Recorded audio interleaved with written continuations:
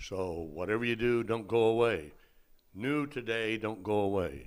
Got it? Here we go. Here's what's new. Nancy, we picked up a new friend who was an old friend of mine.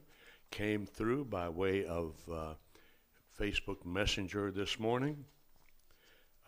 Precious, precious lady in St. Joseph, Missouri. Her name is Sally Pike, and Sally's maiden name was Umphris, and her parents were members of, as was Sally, of Hyde Park Methodist Church when I was a pastor there back in the early 60s. And Sally was a little girl, sweet little pumpkin, and her dad, Merlin, as I recall, was one of the men in the church who worked for the government as a meat inspector because the packing houses were down there in that neighborhood. And her mother, Virginia, played the piano and played the organ, and she played for our Sunday night services. And right after we moved into St. Joseph, into the parsonage next door to the church, Merlin came over and measured and so forth and built some kitchen cabinets. They just lived across Mason Road. It was like a block from us, but he carried material back and forth. Seemed like for the longest time he got those cabinets built. And Merlin was a super guy, one of the very active people in the church. Virginia was a super lady, very active in the church. They were both a part of an adult Sunday school class called cricket class. Oh, yeah. And before my tenure there, there was a man who was deceased by the time I got there. His nickname was Cricket. And by the way, I have a cough drop in here because I'm having throat problems again. Anyway, Cricket taught this Sunday school class, and so it was called Cricket's class. Well, I had an evangelist who came in, and Ray Van Giesen. He was a former Nazarene, had become a Methodist, and he and I had exchanged some preaching duties in years past. I had him come in to do a little revival, and Ray Van Giesen one night said, "I've been hearing a lot about this cricket class." He said, "I don't know anything about crickets except that they sleep all day and all night." Got a big laugh. Anyway, Sally Pike, Sally Umphris Pike, welcome to the happy hour. I'm so glad you got in touch with us. What a blessing. I can't believe that you're grown up and retired. Where did the years go? But you're still here, or you're still in St. Joe, and I'm still here in Springburg, USA. Sally, you'll get used to me calling Springfield Springburg. That's my pet name for my adopted hometown. Now, if I wasn't living in Springburg, USA, Nancy, I would love to live in St. Joseph, Missouri again. It's very historic, beautiful old city, beautiful houses, great culture, wonderful diversification. The home of the Pony Express. They have the Pony Express Museum there. It was the home of Quaker Oats. It was the home of Stetson hats. It was where, the house is still there, where Jesse James, who was going under the name of Mr. Howard, is where he was shot in the back by Bob Ford. And the song that I've talked about many times on this show came to pass about Bob Ford, the dirty little coward who shot Mr. Howard and laid poor Jesse in his grave. Yeah. St. Joseph, Missouri, full of history, sitting right there on the Missouri River or the Missouri River, depending on whether you speak northern or southern. And what a city. Shirley Simpson, my first secretary, lives there. Shirley, hello and good morning. And Jerry Chambers was a boy in my church that I helped with the God and Country Ward, and he's now a retired school administrator living over in the St. Louis County area in Chesterfield, Missouri. And I noticed on Sally's friend list, we have in common friends Shirley Simpson and Jerry Chambers. So hello to Sally, hello to Shirley, hello to Jerry, and then, of course, all of our Texas friends, etc. So that was my little surprise for you today. Now, I have another surprise for our listeners. Happy anniversary, Nancy. Happy 43rd wedding anniversary. Yes, today, in just about 1 hour from now, hour and 25 minutes from now, Nancy and I will have been married 43 years. And as they say with a chuckle, and they said it wouldn't last. Remember? That's probably what everybody thought. Anyway, we both needed partners, and God knew that we needed each other, and God knows better than anybody else, and so God put us together. That's We right. met in church on a Sunday night when I was a guest speaker, and then in another church on a Sunday night when I was preaching as the guest speaker. I proposed to her in front of the whole congregation. She didn't dare turn me down in front of so many witnesses. And then when we got married, it was on a Sunday morning in church, of course. When the pastor gave the invitation, we went forward with our marriage certificate, and we got married in front of the whole church. A couple hundred people, didn't have to send out any invitations. And then her parents had a really nice lunch for us later. And 43 years, Nancy, seems like yesterday. Remember, your mom said it was just yesterday, Right. Yeah. and then it would be just tomorrow. Right. I had an open vision a number of years ago of my mom and dad in heaven, and my dad had just arrived on the scene, and my dad's name was Joel, my mom's name was Faye. In fact, that's still their name Yep. because they're alive. Uh-huh. Joel Collins is alive. Faye That's right. Collins is alive. Anyway, my dad said, Faye, it's been a long time. And she said, no, Joel, here it was just yesterday. That's right. And then he said, well, I'm worried about the kids. And she said, Joel, they'll all be here. And he said, but Faye, it'll be such a long time. And she said, no, Joel, here, it'll just be tomorrow. So that puts everything in perspective about time. Mm-hmm. Nancy and I, we chronologically today celebrate 43 years of marital bliss, but it was just yesterday. And when I live to be 120, which means I have about 35 years to go, then that means we will have been married 70, almost 80 years. It will just be tomorrow. That's right. Now, I have a little bit of, by the way, we're going to get around to having guests again one of these days. We'll interview. We saw our primary care physician just the other day. She's been our guest twice. She will be on again. My cardiologist is eager to become a guest, and we have a lady who's with a very large advertising company here in town, like 200 employees. She's one of the vice presidents. She is eager to be on the show. And we have a couple of doctors of audiology. We've already had one. We have a couple more wanting to be on. We have a lot of people sort of in line waiting for us to get settled into the new studios, and also some of them, because of their medical connections, have to be a little cautious because of the coronavirus, and we understand that. So, and then also, Nancy, I thought the other day, since our show's now hour-long, and happy hour is 40 minutes, to do justice to having a guest on, we really need to be back to like the 55-minute show time. We will get our guests on. I'll get them lined up. But it's still a variety show, and we can take some of the hard news and still call it a happy hour. By the way, some of the hard news, isn't this something when airplanes parts start falling out of the sky? We had that the other day. Parts of an airliner fell into a neighborhood, and luckily no one was hurt. and the plane was able to turn around and land back at, I think, Denver International someplace. But isn't it something when we sit around, we see these great big airplanes going through the sky. Frankly, I never thought about any parts falling off of them or anything, but it happened.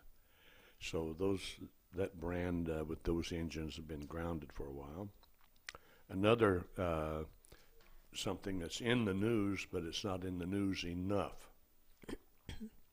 that has recently really touched the heart of the leadership of Acts Ministry, and that is human slavery still exists in the world and in some forms in the United States of America.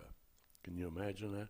And sometimes it's not just slavery from the standpoint of someone not having the freedom to move around, but it's because they are so controlled. It's slavery by control, and that could be in terms of education, it could be in terms of employment, it could be in terms of various social settings. It's a whole study, a sociological study, and it's one that needs to be undertaken seriously by everyone, not just the church, not just government, but as individuals. We need to start looking for what's going on. And of course, some of the slavery has to do with the illicit sex trade as well.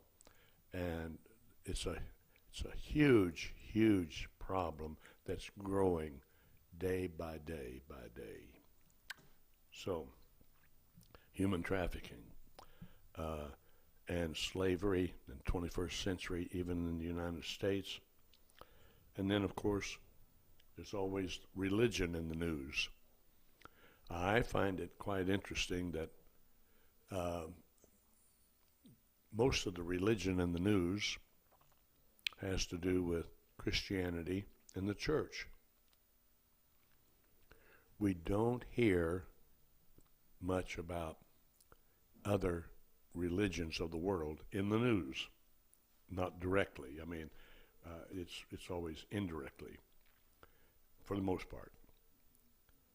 But anyone who really wants to keep up with what's going on in what we might call church circles, they can go to the websites and start checking things out. And it's quite interesting what's going on with some of the very large mega churches and very large nonprofits that are under a ministry heading here in the United States, and they have an international outreach. Lots of things happening that and happening with denominations. Two very major denominations right now are in the throes of division, controversy over various social issues, or, well, they're social issues mainly that's separating them. So that's another whole area. We could spend several shows just talking about religion in the news. One of the other things that's going on because of the coronavirus are various business challenges. How do mom and pop stores stay in business? How do mom and pop restaurants, for instance, stay in business? There's, depending on what part of the country you're in, there's different rules and regulations now involving how many people you can have seated at one time, and there's the social distancing. They're trying the plexiglass shields, the mask. This is a whole different world than it was before the coronavirus, and it's affected businesses. Now we've had a focus on small business, but it affects all business. Mm-hmm. For instance, it affects the supply chain. What were some of the things that you found difficult to locate in a supermarket just recently? Spray and wash. Okay, and what spray and wash do? Is that a brand name, or is that's just what the product Well, is? there's a They're brands. brand by the name of Spray and Wash, but then there's Shout also. There's some others, but I just usually use one or the other. I went into What's it do? well, you spray it on stains and dirty like neck and around your. Before it goes into the laundry. That's right. Okay. And so that's what it does. It's a laundry product. Yeah. And you found a scarcity of it. Yeah. It's like if they had it in the back room, they hadn't got it out on the shelves yet. But when you go through a store and they've got areas where there's almost none or no product, then it's like, I haven't noticed this before. Well, no, it's not been that way before. There was always plenty of this and plenty of that. For a while, it was toilet paper and Kleenex. Well, we got toilet paper and Kleenex, fine. But there's other things that you wouldn't think about, like Spray and Wash or Shout, stain remover. And I had to go to about 3 stores before I found one. And then there was one large container left, and there was one small squirt bottle left, and that was it. When people visit our home, especially when we have overnight guests, they refer to Nancy as the laundry queen, because she can be. We're in a split level house, and she can be seen with a laundry basket rounded up, headed down the stairs to go to the laundry room, and she does laundry maybe every other day. No, just about every 4th day. well, it seemed like every other day. Anyway, she does laundry, and laundry products are very important.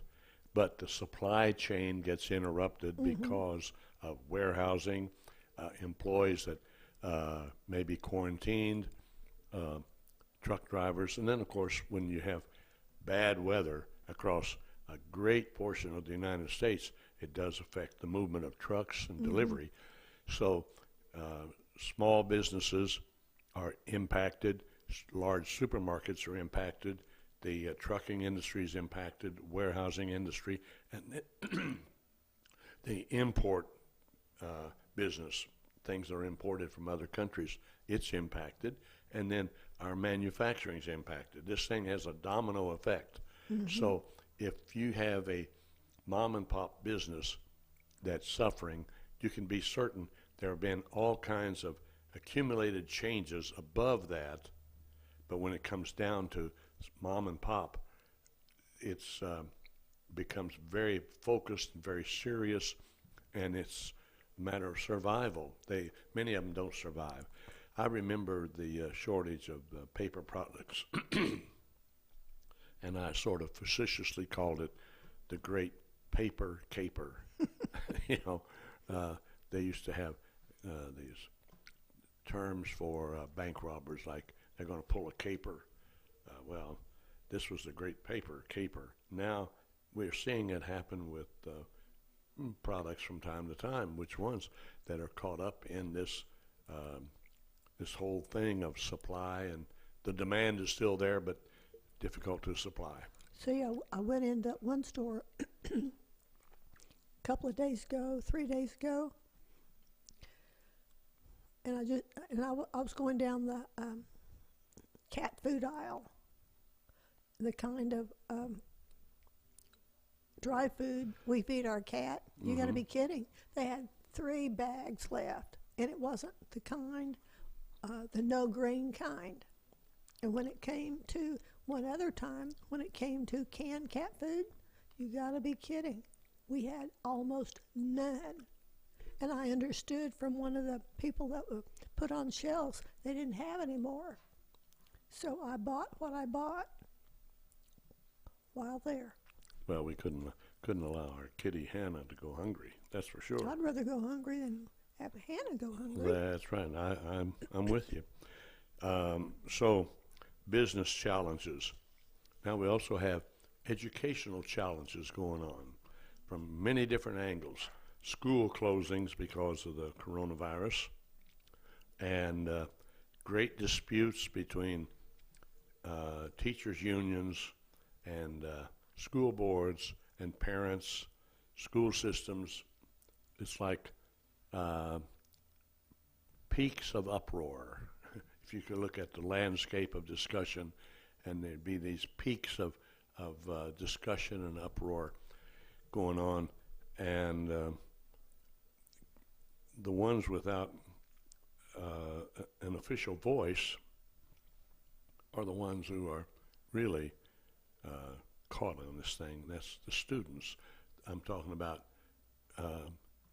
elementary and secondary students. College students, that's another story. They're supposed to be adults, but secondary and elementary students, this is a strange time because they have been out of class in many areas. Now, this isn't, we're talking to the whole world because we're on internet here.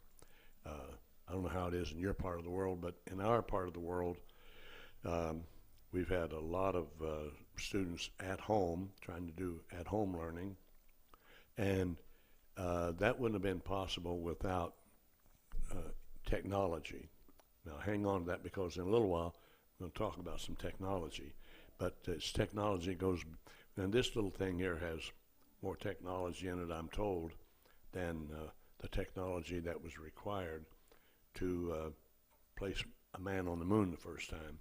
Now we put another rover on Mars, but there's a tremendous amount of technology right here, let alone on my desk I have two personal computers. On Nancy's desk, she has a personal computer. Off to one side, I have a little notebook computer.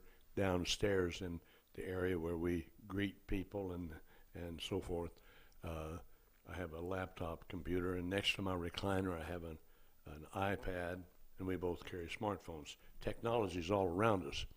But in spite of all that technology, it seems, because I have no personal experience with it, but it seems from reports that students are not doing as well with all of that as if they were in class. Mm-hmm. However, we have to contrast that with friends of ours who homeschooled 4 daughters. They had no sons, but they had 4 daughters. The first daughter, in that total homeschooling, had scholarships to the university for her bachelor's degree and 2 master's degrees, and she's now in the process of finishing her PhD in African musicology or something. The second daughter has a scholarship to college for her bachelor's degree and her master's degree. The third daughter, scholarship to college for her bachelor's degree. She didn't go beyond that. The fourth daughter, scholarship to nursing school, and she is an RN. Now, most of what they did was not with the use of online. This was homeschooling. There was a difference. So the homeschool movement is really big in the United States, and apparently homeschooling has been very effective, but online learning has not been. Now, for those of you who don't know, not only have I spent 66 years, I've finished 66 years preaching the gospel, but along the way, I've done some other things at the same time. For instance, I was a college professor for 10 years, and as a college professor, college teacher, instructor, to get the title of professor, you got to hang around a while. But commonly, I was commonly known as a college professor. Anyway, while I was right in the middle of that career, we had a change, and a new president took over of the college. By the way, he's been a guest on the Happy Hour, and he is now the chancellor of several campuses of this local college. Anyway, when he came on board, the use of computers and the internet was really growing, and as a result, on every instructor's desk, there was a computer. and we stopped giving out a printed syllabus for the classes. They were online. We used a program called Blackboard to post grades and communicate with students and all that. The internet, for the second half of my college teaching career, was a major player. So now, when the coronavirus came along, many of those classes were strictly online. Now, prior to that, there were some colleges who were accredited who offered online classes, like University of Phoenix. It was strictly online classes. But for some reason, online education, according to the reports that I've received for elementary and secondary, has not measured up to the effectiveness of it on the college level, and certainly does not measure up to the effectiveness of just plain old-fashioned homeschooling. So we got a lot going on in education. One of the things that's I remember when the new math came along, and parents didn't know what to do with it, and most of the students didn't either. But new math, and then recently we've had the elimination of cursive writing, to not teach cursive, and this has created quite a hubbub. And then we throw into the mix ideas of taking time to teach certain sociological concepts, the rewording of things, and taking gender out, and all kinds of things having to do with our culture. Yeah, school challenges, education challenges, changes going on in our world. So we have these business challenges and the education challenges. And before I give the happy hour response, we hear from sweet little Miss Nancy. A thought just occurred to me, because it's like I'll say the primary grades all the way up, say through the 9th grade, something like that. It could be that maybe they need routine. They need the interaction with other people all the time. Well, could be a lot of it. That could be a lot of it. However, homeschoolers didn't seem to have that problem. And I think it's because with homeschooling, you had a tremendous amount of parental supervision. The parent was the on-site teacher, whereas with online studies, it was the computer sitting there, and the parent was not intimately involved. I don't know, but that might be. We have some folks who are specialists in education who would understand that a lot better than I do. Mm-hmm. But from my perspective, that's how I see that. Now, let me give you the happy hour response to things falling out of the sky, slavery in the United States, religion in the news, business challenges, and education challenges. I mentioned to the president of Acts Ministry by phone about a week ago that life is like either a minefield and you tiptoe through the minefield so a landmine doesn't blow you up, or you can consider life to be a field of tulips and you can tiptoe through the tulips. And we both remembered Tiny Tim, who used to be on The Tonight Show. He had long hair and he sang with a high voice. He played the ukulele, and he played and sang Tiptoeing Through the Tulips. Well, we can choose how we're going to approach life. Here's the happy hour response. I'm not going to worry about parts falling out of off an airplane. Otherwise, I'd have no peace.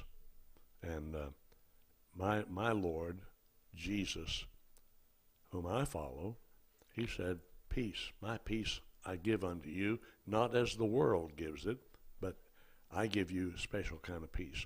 Passes all understanding. Mm-hmm. So we can sit here and not worry about a jet engine falling into the studio. If it falls in, it falls in. But I'm not going to be worried about it. We're going to carry on. When it comes to human trafficking, every Christian needs to be alert. Let's not be so blasé to think that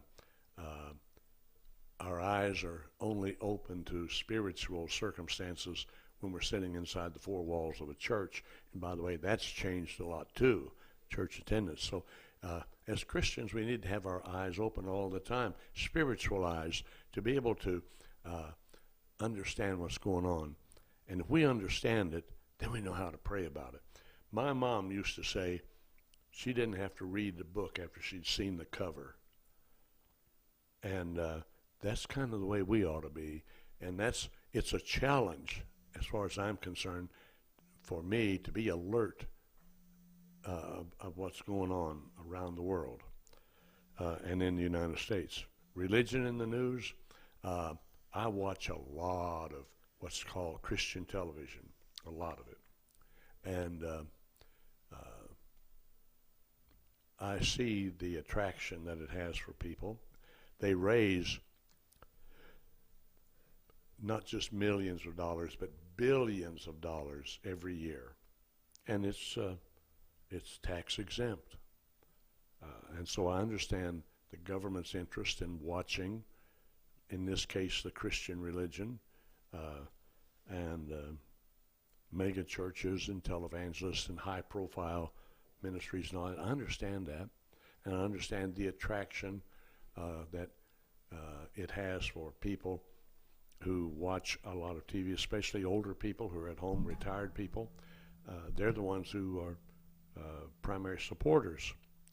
Well, here's my happy hour outlook on it. I quote the scripture. I quote the Latin, cum grano salis, which means with a grain of salt. I take what I watch on television, whether it's a so-called religious program or a political program or the news, if it's supposed to be hard news, I still take it with a grain of salt. That is, I don't just swallow everything that comes along. I see it, I watch it, I listen to it, and that doesn't mean that I'm just going to buy into whatever they present.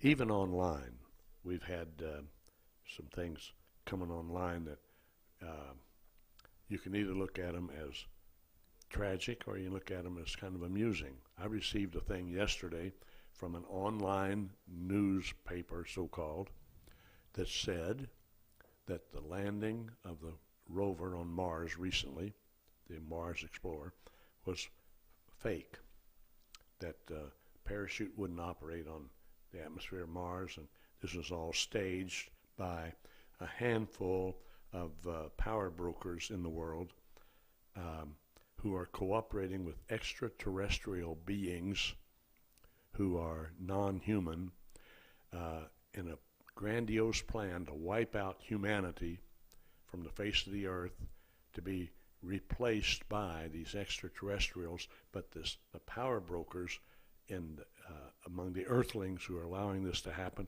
they are cooperating with the extraterrestrials, and they'll be spared and be given positions of power. People will believe that. They'll actually believe it.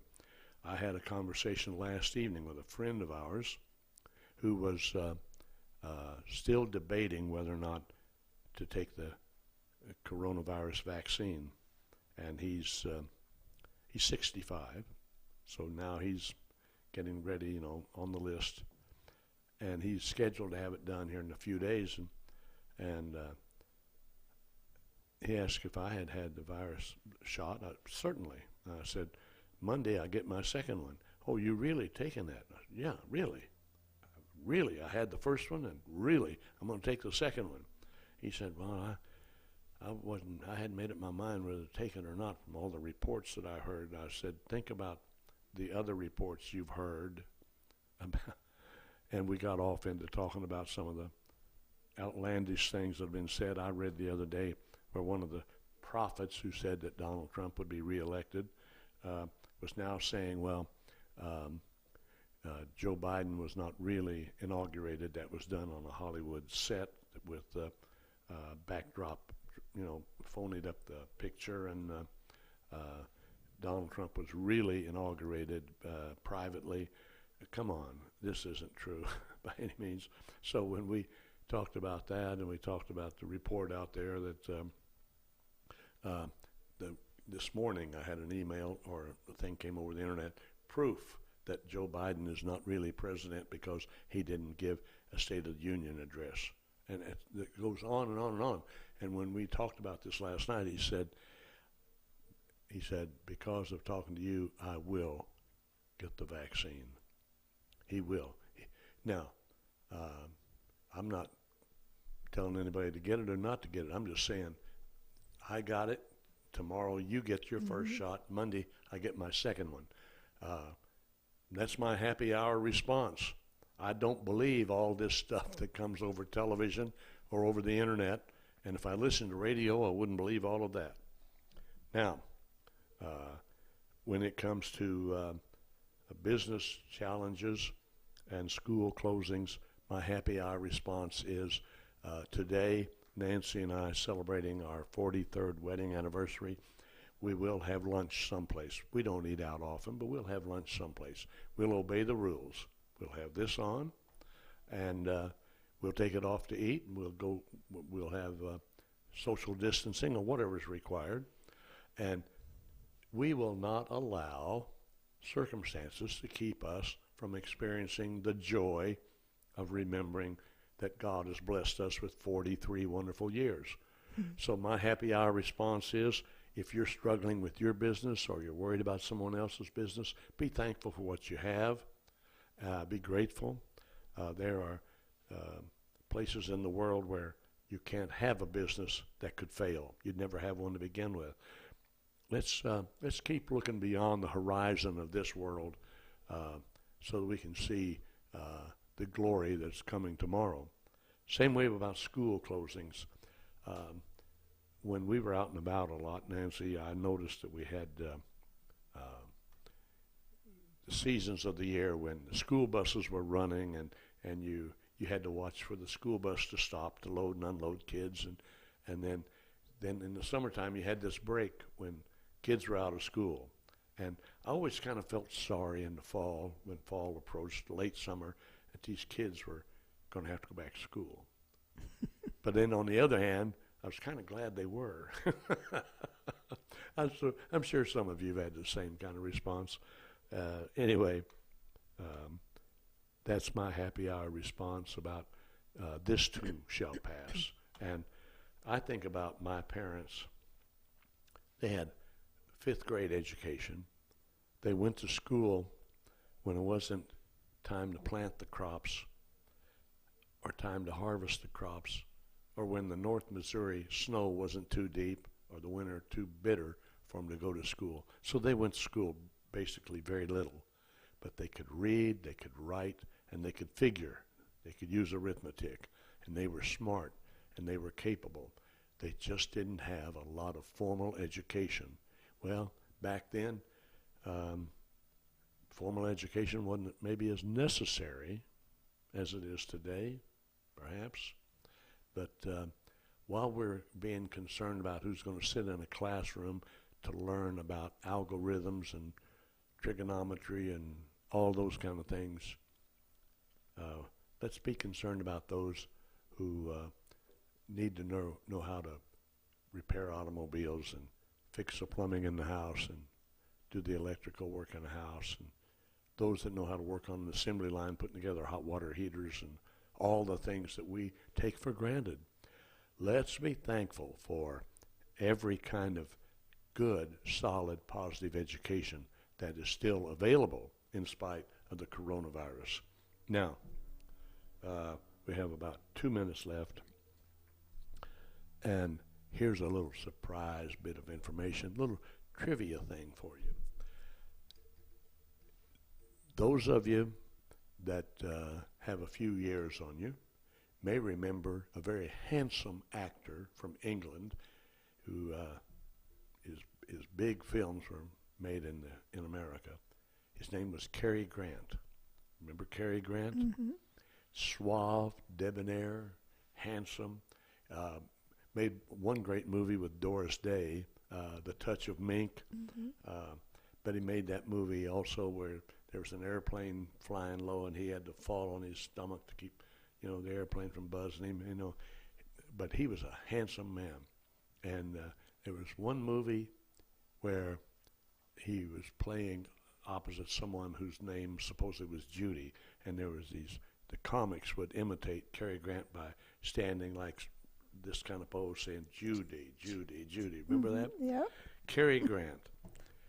He was born in a city in the Bristol province of England. Very, very humble beginnings. Do you have any idea what his real name was? Mm-mm. I guarantee you, probably, unless you run to the computer right now and Google it, you don't know what his real name was. And he never legally changed it. His legal name was Archibald Alexander Leach. Archibald Alexander Leach. One time they asked him,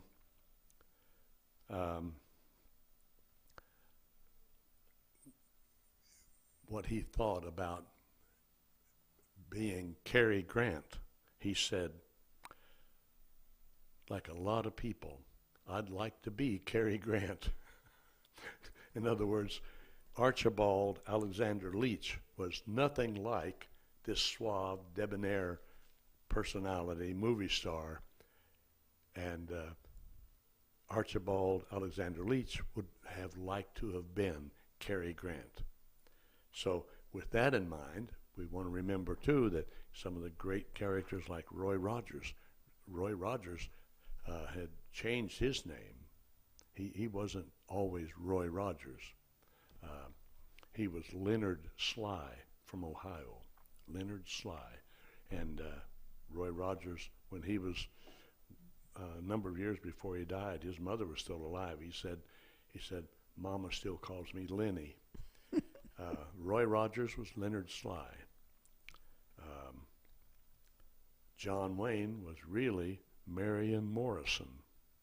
And Buddy was really Paul Collins. That's right. And but John Wayne's nickname in Hollywood was Duke. That seemed to fit him, Mm-hmm. but he never legally changed his name. So somewhere in a cemetery overlooking the Pacific Ocean, there are human remains buried of Marion Morrison, otherwise known as John Wayne or the Duke. On the other hand, we have Frank Sinatra. He never changed his name. He was Francis Sinatra, and of course, men who are named Francis, quite often they're called Frank. So Frank Sinatra was always just Frank Sinatra. Anyway, I find these names interesting. They're names that I relate to someone my age because these were big names, big stars in my day. But to the younger audience, may not mean a thing. Well, Nancy, we've had a wonderful time today with the folks, and we are being given a few extra minutes here, obviously, because our engineer hasn't returned. So we have the privilege of carrying on this broadcast until Matt Pearson, the station manager, comes back in, who's doing the engineering today. So we'll go back to where we started things. And I remember I said something about I was going to talk about these deals and technology. I do have time to do it. And I read something recently in this little publication, Imprimis. It's a publication of Hillsdale College. By the way, it's free. You can go online and subscribe to it. It comes like once a month. And they have a man in here who's the senior technology correspondent for a big news organization, graduate of the University of Oxford, and was a 2020 Lincoln Fellow at the Claremont Institute for the Study of Statesmanship and Political Philosophy. In 2018, he obtained and published what's called the Google Tape, a recording of Google's top executives reacting to the 2016 Trump election and declaring their intention to make the American populist movement a put in a certain place in history. He's written a book about big tech, and he's not unkind. He's not trying to tear up big tech. He just examines it so that people will understand that technology has changed our world in a major way. And some of us are using technology, but what we need to do is come to a place of understanding it a little bit better. Because this is the kind of world we live in. Nancy, you've heard me say, and I know people may get tired of hearing the mental meanderings of an older man, but experience is one thing you can't educate into people. Experience comes by living. And I remember our first television and the snow that was on the picture and having to go across the room to change the channel, and my dad trying to adjust the antenna on top of the house so that we could see I Love Lucy or December Bride or something. And we've come a long ways. I remember when computers didn't exist. When we worked for a large independent ministry out in Wichita, Kansas, back in the late 70s, there was a computer, they called it. It took up as much room as this studio. It was one machine, but all it did was sort punched cards that had holes in it, and it sorted them, and they called it a computer. Well, the typewriter I used when I was writing for their magazine, their monthly magazine, was an IBM, and it was the top of the line. It had the bouncing ball, but we still used whiteout. And so times have changed, and I would encourage every person, especially some of you older folks watching, don't just think you can't do something because it's technology, high tech. No, you can do it. You are the pioneers. You made this day possible, so enjoy this day. And if you want to read more about the high-tech industry and the effect it has on politics and society and culture, subscribe to things like Imprimis. It's a publication of Hillsdale College. Just go online, Hillsdale College, and it's free. Sign up, and you'll get a weekly message, and every month you'll get their neat little magazine, and it'll always have information by an expert. Hillsdale College is a private, denominationally connected Christian school, and they do a fine job of being very scholastic, very academic, very scholarly. You will enjoy that publication.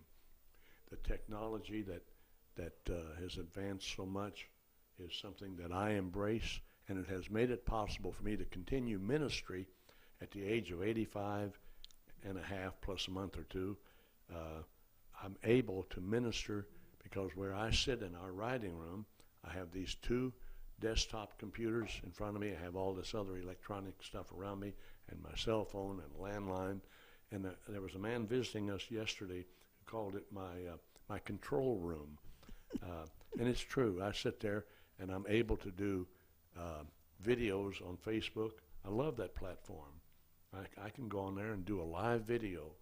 I'm thankful for that and for that company. I'm able to, through YouTube, watch some things that I have no interest in making a trip to go see, but I could bring it into the writing room and see it. I like the fact that I'm not licking stamps anymore, not licking envelopes anymore.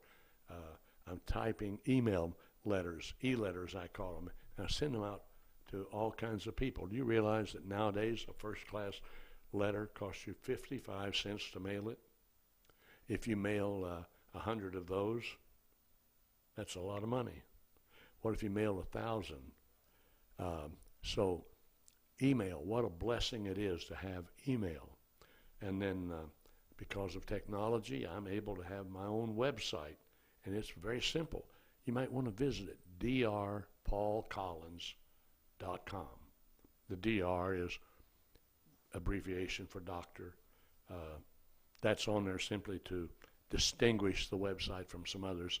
drpaulcollins.com, and there are some essays posted on there that I've written over a period of time, essays that deal with life in general, some that deal with money.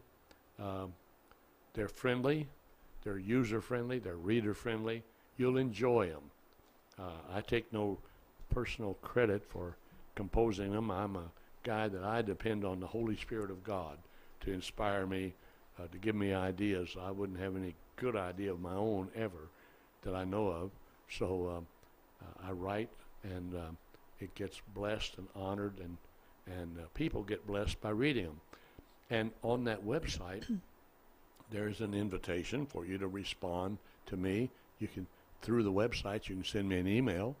Through the website, you can send me an essay that you've written, or a poem, or whatever, and I will check it out. And if it's legal, moral, and ethical, and not confrontational, I will publish it for you on the website. And the website, by the way, is not confrontational on purpose. We have enough of that going around. I think we need more non-confrontational approaches to life, and let's learn how to, instead of acting like we're walking through a minefield all the time, let's just tiptoe through the tulips, because this world is still a beautiful place with beautiful people, with beautiful opportunities, and I want to be a part of the beauty of life. I don't want to be a part of the other part of life, the part of life that is running scared all the time. I recognize there's ugliness in the world, but I also recognize that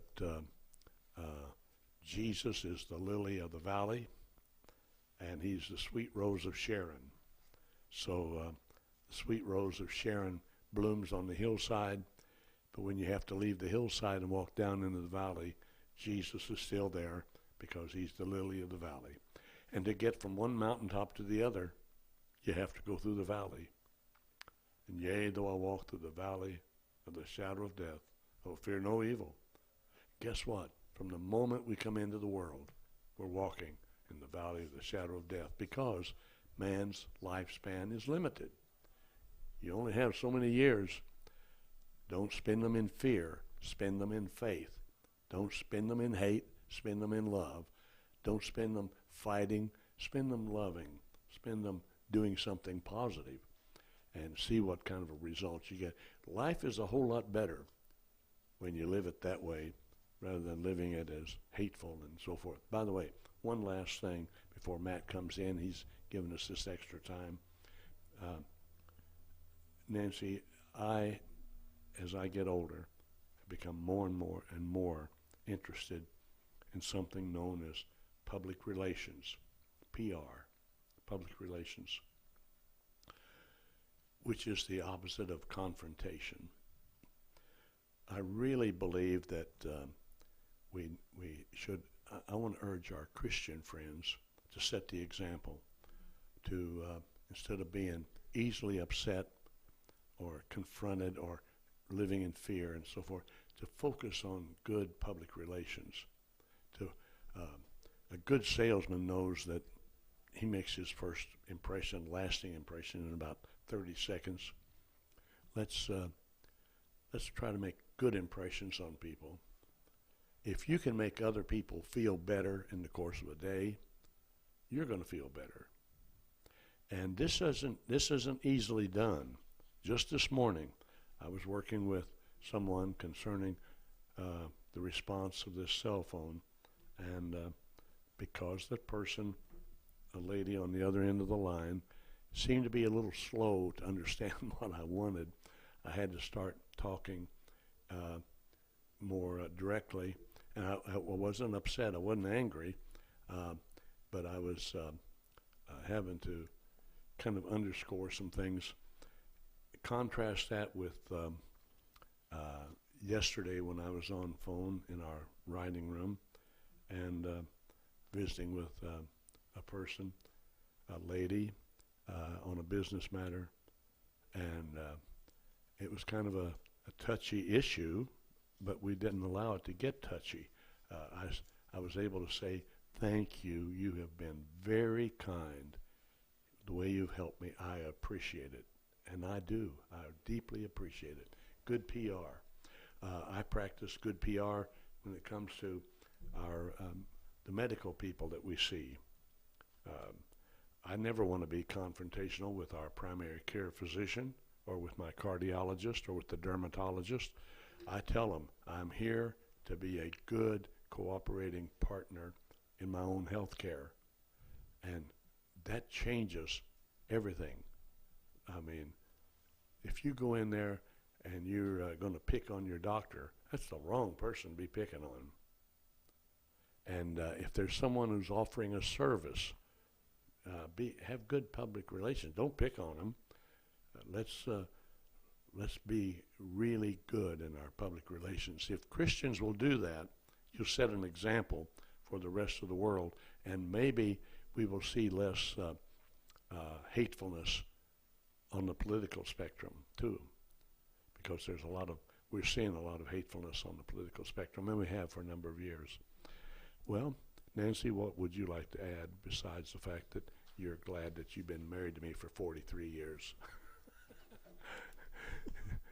Okay, our Matthew Dylan Pearson has returned. Yes. And Matt, we appreciate the extra time that we've had on air today. It's been a good happy hour. We've covered a lot of territory. It's been a while since we've seen you, so I figured I'd give you a little extra time. Well, I appreciate it. And we want to say to all of our friends all over the nation, all over the world, yes, maintain good public relations. Be good to everybody. Love everybody, and you'll be surprised what nice responses you get back. And don't be intimidated by all the challenges. Take the happy hour approach, just like we've done today. And until then, next week, we want you to stay blessed. You hear?